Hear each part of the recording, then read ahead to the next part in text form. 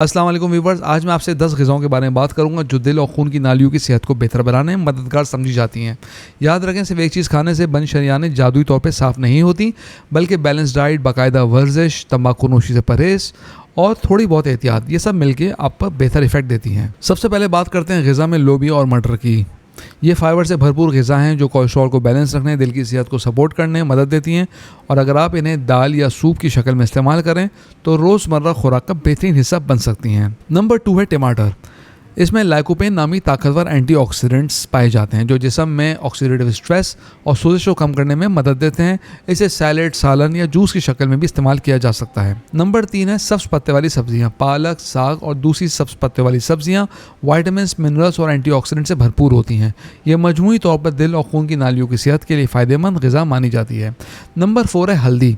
हल्दी मौजूद करक्यूमिन कुदरती एंटीऑक्सीडेंट्स खुसूसियात रखता है। मुनासिब मिकदार में हल्दी को रोज़मर्रा खानों में शामिल करना जिस्म में होने वाली सोजिश में कमी करता है और उससे बचाता है।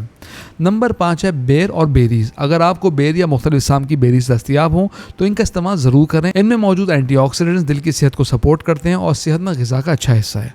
नंबर 6 है broccoli. Broccoli fibre, vitamin C और दीगर अहम ग़िज़ाई अज्जा से भरपूर सब्ज़ी है। इसे हल्का सा स्टीम करके खाने से इसकी ग़िज़ायत बेहतर अंदाज में बरकरार रहती है। नंबर 7 है लहसुन। इसको ज़मानों से सेहतबख्श ग़िज़ा का हिस्सा समझा जाता है और रिसर्च से साबित हुआ है कि इसका बाकायदा इस्तेमाल ब्लड प्रेशर और दिल की मजमूई सेहत को बेहतर बनाता है।